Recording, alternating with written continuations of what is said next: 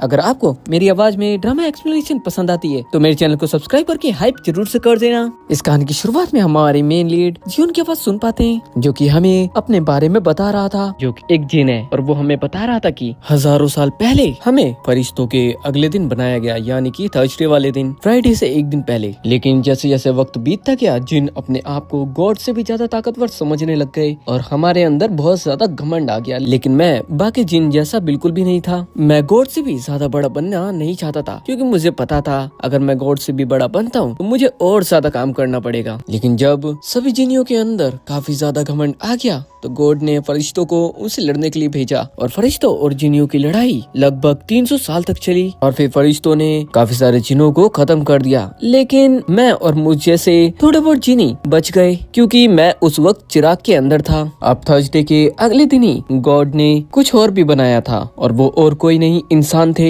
और जो भी जिन बच गए थे उन्हें इंसानों के आगे सर झुकाने को कहा, जिसके साथ ही सभी फरिश्तों ने और जिनियों ने इंसानों के आगे अपना सिर झुकाया। लेकिन मैं उनके जैसा बिल्कुल भी नहीं था और मैंने सिर झुकाने से मना कर दिया। अब मैंने ये किया था तो मुझे सजा मिलना तो लाजमी था। इस वजह से गॉड ने मुझे जन्नत से बाहर फेंक दिया, जिसके बाद मैं नर्क की तरफ आ गया। और मैंने इस वक्त तक ठान लिया था कि मैं गॉड के सामने ये साबित कर दूंगा कि उनके बनाए इंसान भी कुछ ज्यादा अच्छे नहीं है। अब मैंने इंसानों को गलत साबित करने का फैसला किया था। इस वजह से गॉड ने आखिरी बार मुझसे कहा कि अगर तुम अपने काम में सफल हुए, आवाज थोड़ी सी अटकने लग जाती है, जिसकी वजह से हमें समझ ही नहीं आता कि आगे क्या बोला गया। जिन बताता है कि इसी वक्त से 3 ख्वाहिशों का सिलसिला शुरू हुआ, जिसे अक्सर इंसान कहानियों में सुना करते हैं। दरअसल जिन हमसे कहता है कि इंसान एक नंबर के लालची होते हैं, वो जरूरत पड़ने पर अपनों को भी धोखा दे देते हैं। लेकिन यहीं पर जिन हमें एक लड़की की बात बताता है जो उसे हजारों साल पहले मिली थी, जिसने अपनी तीनों विश किसी और के लिए मांगी, ना कि खुद के लिए। और ये चीज सोचकर ही जिन काफी ज्यादा हंस रहा था और उस लड़की को बेवकूफ कह रहा था। इसलिए जिनी चिराग के अंदर ही बंद हो गया था, चाहे उस छोटी लड़की ने किसी भी वजह से दूसरों के लिए विश मांगी हो। जिनी उस लड़की के लिए कहता है कि मैं तुम्हें कभी भी नहीं भूल सकता। साथ ही जिन कहता है कि अगर मैं इस चिराग से बाहर निकला तो मैं तुम्हें जरूर ढूंढूंगा, क्योंकि तुम्हारी वजह से मैं इस चिराग के अंदर बंद हुआ। और मैं वादा करता हूँ मैं तुम्हें बुरा और लालची साबित करके रहूंगा, और जब तुम ऐसा करोगी तो मैं तुम्हें खत्म कर दूंगा। इसके साथ हम कायंग की ग्रैंडमदर को देख पाते हैं, जिसके पास एक लेडी आई हुई थी जो कि ग्रैंडमदर को कुछ पैसे दे रही थी। दरअसल ये पैसे कायंग की मॉम ने उसके लिए भेजे थे, जबकि उन्हें कायंग की घंटा भी परवाह नहीं थी। इससे ग्रैंडमदर को भी काफी ज्यादा गुस्सा आता है और वो सारे पैसे वहाँ पर फेंक देती है। कायंग की मॉम तो कायंग से मिलने के लिए भी आती है, लेकिन कायंग उसकी ग्रैंडमदर ने उसके लिए क्या क्या किया है वो सारी बातें अपनी मदर को बता रही थी। लेकिन उसकी मदर को जरा सा भी फर्क नहीं पड़ रहा था, जिससे कायंग को काफी ज्यादा गुस्सा आता है और वो रेस्टोरेंट के अंदर ही अपनी मदर को चिल्लाकर चुप करा देती है। दरअसल कायंग नॉर्मल इंसानों जैसी बिल्कुल भी नहीं थी। इस वक्त कायंग दुबई आई हुई थी।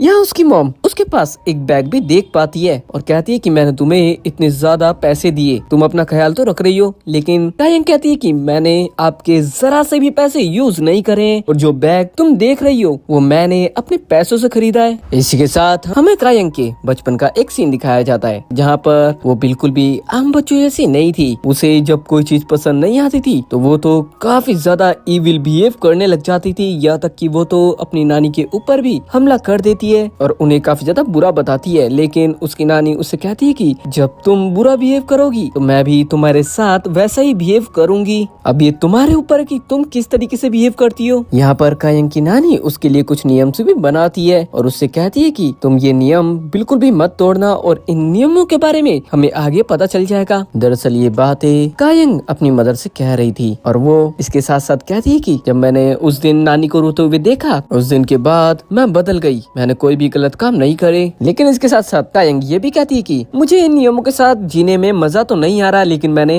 नानी की बात अभी तक भुलाई नहीं है। कायंग अपनी मदर से कहती है कि मैंने नानी को आज तक नहीं रुलाया और मैं नहीं चाहती कि आप उनके सामने जाओ और उन्हें रुलाने की कोशिश करो। अगर आपने ऐसे करा तो ये बिल्कुल भी अच्छा नहीं होगा। कायंग अपनी मॉम से कहती है कि आज के बाद मैं आपसे मिलने भी नहीं आऊंगी और जाते वक्त वो अपनी मॉम से कहती है कि बाय मॉम, और ये चीज वो बहुत ज्यादा प्यार से बोलती है। दरअसल कायंग को बिल्कुल भी इमोशंस फील नहीं होते थे। इसके बाद कायंग बाहर की तरफ जाती है, जहाँ पर दूर दूर तक चारों तरफ सिर्फ रेगिस्तान ही रेगिस्तान था और यहाँ पर कुछ टूरिस्ट भी घूमने आ रखे थे और वो अपनी सेल्फीज ले रहे थे। कायंग भी उनको देखकर खुद की एक सेल्फी लेती है, जबकि उसे ये सब चीजें करना उतना कुछ खास नहीं लगता था क्योंकि वो आम इंसानों जैसी नहीं थी ना। जिसके बाद कायंग तो अकेली रेगिस्तान में आगे की तरफ चली जाती है और जब वो जा रही थी तभी उसका पैर किसी चीज से टकराता है और वो नीचे गिर जाती है, जिससे तो उसे काफी ज्यादा गुस्सा आ जाता है। फिर वो देखती है कि वहाँ पर एक चिराग पड़ा हुआ था, वो उसे उठाती है और उसे अपनी मॉम को याद करके बार बार उस रेत के अंदर मारने लग जाती है और फिर उसे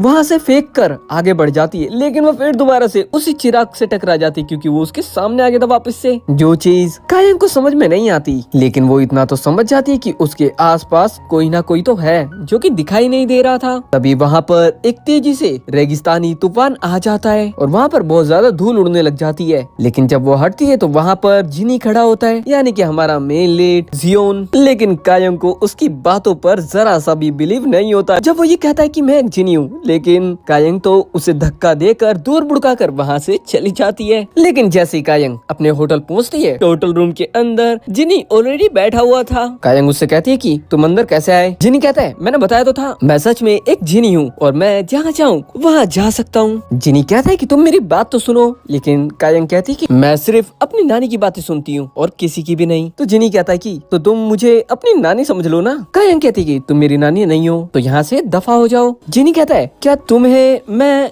याद नहीं हूँ? तो कायंग कहती है कि मुझे नहीं पता तुम कौन हो। दरअसल जिनी कायंग की स्मेल से समझ गया था कि ये वही लड़की है जिसने पिछली बार 3 विशेष अपने लिए नहीं दूसरों के लिए मांगी थी और इसका रिबॉर्न हुआ है। जिनी कहता है कि हम दोनों 983 साल पहले मिले थे, तुम्हें याद नहीं? लेकिन कायंग तो उल्टा जिनी के ऊपर काफी ज्यादा गुस्सा हो जाती है और कहती है कि क्या तुम्हें मैं एक बेवकूफ लड़की लगती हूँ? जिनी कहता है कि तुम मेरे बाल देखो कितने बड़े हो गए 983 साल में और तुम्हें लगता है कि मैं तुमसे झूठ बोल रहा हूँ। कायंग कहती है कि ठीक है मैं मान लेती हूँ तुमने 983 सालों से बाल नहीं काटे, लेकिन तुम्हारी बियर्ड कहाँ पर है? तुम्हें तो थोड़ी सी बियर्ड नहीं आ रही। जिनी कहता है इस सवाल का जवाब तो मेरे पास नहीं है वैसे। जिनी तेजी से चिल्लाकर कायंग से कहता है कि तुम्हें पता भी है मैंने 983 साल उस चिराग के अंदर किस तरह से काटे? तो कायंग कहती है कि हाँ बताओ किस तरीके से काटे? तो जिनी कहता है कि मैंने ये 983 साल सब्र के साथ काटे। कायंग समझ जाती है ये एक नौटंकी है, इसकी बात सुनने का कोई भी फायदा नहीं है, इस वजह से वो वहाँ से चली जाती है। जियोन को पता चल चुका था कि जो कायंग है वो साउथ कोरिया से यहाँ पर आई हुई है। जिनी कायंग को बताता है कि हजारों सालों तक मेरा एक साथी सईद मुझे बाहरी दुनिया की सारी खबरें आकर बताता रहता था कि आखिर दुनिया में किस तरीके के बदलाव हो रहे हैं। अब जिनी तो अपनी ये सारी बातें कायंग को बता रहा था, लेकिन उसे कहाँ पता था कायंग तो सो गई थी। जब उसे पता चलता है कि कायंग तो सो गई है तो उसे काफी ज्यादा गुस्सा आता है और कहता है कि मैं यहाँ पर कहानी बता रहा हूँ और यहाँ पर ये आराम से सो रही है। अब जिनी जैसे चिराग के अंदर जाता है वैसे ही कायंग तो उठ जाती है और उस चिराग को देखने लग जाती है, लेकिन तभी जिनी साइड से कहता है कि उस चिराग को ज्यादा तेज मत हिलाना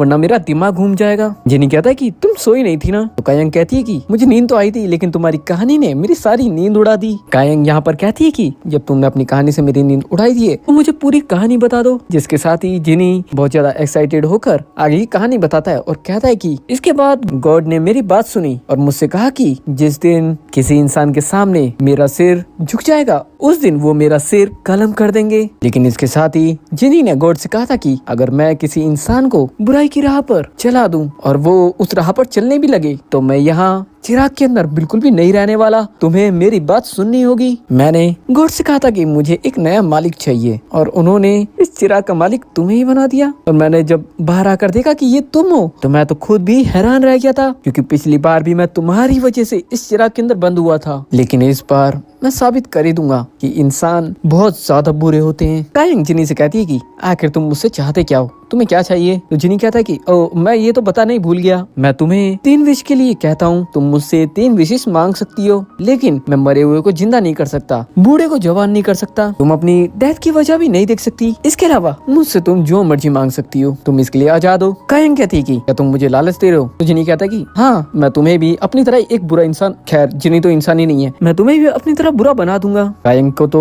जिनी के ऊपर काफी ज्यादा गुस्सा आ जाता है और कहती है कि तुम यहाँ से इसी वक्त चले जाओ, नहीं तो मेरी पहली ख्वाहिश तुम्हारा अंत होगा। जब जिनी कायंग के साथ रोड से जा रहा था तो वो उससे कह रहा था कि तुम इस जन्म में बिल्कुल पहले जैसी नहीं हो, तुम तो पहले ही काफी ज्यादा बुरी हो। तभी एक बाइक वाला उसे टक्कर मारकर चला जाता है और जिनी कायंग से कहता है कि ये कैसे बाइक चला रहा है, अगर ये मुझे टक्कर मार देता तो। तभी कायंग बड़े आराम से कहती कि उसने टक्कर मार दी और हम देख पाते कि जिनी का आधा शरीर उसकी हाफ बॉडी से दूर था। इसके बाद जब कायंग एक गोल्ड की शॉप पर जाती है तो वहाँ पर सियोंग यानी कि जिनी कायंग से कहता है कि तुम यहाँ पर मुझसे कोई भी एक विश मांग सकती हो, लेकिन कायंग तो उससे कहती कि तुम इसी वक्त यहाँ से चले जाओ वरना तुम्हारा द एंड हो जाएगा। और जब वो ये चीज बोल रही थी साइड में देखकर हम लोगों को देख पाते हैं उन्हें जिनी नजर ही नहीं आ रहा था। कायंग के आसपास जितने भी लोग थे वो तो उसे देखकर काफी ज्यादा डर जाते हैं और वहाँ से भाग जाते हैं। जिनी कायंग से कहता है कि मैं सिर्फ तुम्हें नजर आता हूँ, बाकी लोगों को नहीं आता, ये मेरी मैजिकल पावर है। तो कायंग भी गुस्से से जिनी से कहती है कि जब तुम्हारे पास इतनी ज्यादा मैजिकल पावर्स है तो अब तक तुमने अपनी बियर्ड क्यों नहीं उगाई, जबकि सिर के ऊपर इतने लंबे बाल लेकर घूम रहे हो। कायंग तो जिनी के ऊपर काफी ज्यादा गुस्सा हो जाती है और कहती है कि तुम्हारी वजह से लोग मुझे एक बुरी इंसान समझ रहे हैं। जिनी कहता है कि वो तो तुम पहले से ही बुरी हो। कायंग को तो इससे काफी ज्यादा गुस्सा आ जाता है। वो तो अपनी कार लेकर सीधा समुद्र किनारे जाकर वहाँ पर पानी के अंदर चिराग फेंक देती है, लेकिन जैसे ही वो वापस अपने होटल आती है तो जिनी तो वहाँ पर बैठा हुआ था और वो वहाँ पर अपने बाल सुखा रहा था जो कि पूरा भीगा हुआ था। कायंग तो यहाँ पर भी नहीं रुकती, वो तो सीधा उस चिराग को वापस से बाहर ले जाकर एक ड्रम में बेचकर आ जाती है। लेकिन जब वो वापस होटल में आती है तो फिर दोबारा से जिनी वहीं पर बैठा हुआ था सोफा के ऊपर आराम से। जिनी कायंग से कहता है कि मैं अपने मालिक को छोड़कर कहीं पर भी नहीं जा सकता, ये मेरा नियम है, जैसे तुम अपने नियमों के हिसाब से चलती हो। कायंग जिनी से कहती है कि इस दुनिया में तुम अकेले जिनी तो नहीं होंगे, है ना? जिनी कहता है कि हाँ, जिनी तो वैसे और भी है, लेकिन नंबर 1 तो मैं ही हूँ, मेरे जैसा कोई भी नहीं है। अब कायंग तो हर जगह पर जाकर चिराग चेक करने लग जाती है, हर किसी चिराग को घिसने लग जाती है। लेकिन तभी एक चिराग के अंदर से जिनी निकलता है। दरअसल ये कोई और जिनी नहीं बल्कि जियोन ही था। कायंग कहती है कि क्या सारे जिनी एक जैसे नजर आते हैं? लेकिन जब उसे पता चलता है कि ये तो जियोन ही है तो कायंग तो उसके ऊपर काफी ज्यादा गुस्सा करने लग जाती है। कायंग जिनी से कहती है कि तुम मुझे यहाँ पर सिर्फ बेवकूफ बनाने और धोखा देने के लिए आए हो। तो जिनी कहता है कि तुम कौन सा दूध की धुली हुई हो, तुम भी तो यहाँ पर आके सारे चिराग घिस रही हो। तभी कायंग को अपनी दोस्त की बात याद आती है कि जब बात ना बने और सामने वाला काउंटर करे तो बात को ही चेंज कर दो। तो इस वजह से कायंग जिनी से कहती है कि तुमने अपने बाल बांध लिए, ऐसे तुम पहले से ज्यादा अच्छे दिख रहे हो। यहाँ पर कायंग जिनी से कहती है कि मैंने सुना है जिनी हवा में उड़ भी सकते हैं, क्या तुम्हें उड़ना आता है? तो जिनी तो सीधा पूरी अर्थ को ही घुमा देता है, जिसकी वजह से कायंग सीधा उसके गले से जाकर लग जाती है, जिसके साथ ही जिनी तो कायंग को पकड़ के वहाँ से उड़ता हुआ आसमान में चला जाता है और फिर उसे एक बहुत ही ज्यादा ऊंचाई वाली जगह पर लेकर आ जाता है। कायंग जिनी से कहती है क्या मैं यहाँ पर चिल्ला सकती हूँ? तो जिनी कहता है कि हाँ, जी भर के चिल्लाओ। जिसके बाद कायंग तो काफी तेज चिल्लाती है, जिसके बाद तो कायंग जिनी को घूर घूर कर देखने लग जाती है। तो जिनी कहता है कि क्या तुम मुझे यहाँ से नीचे गिराने वाली हो?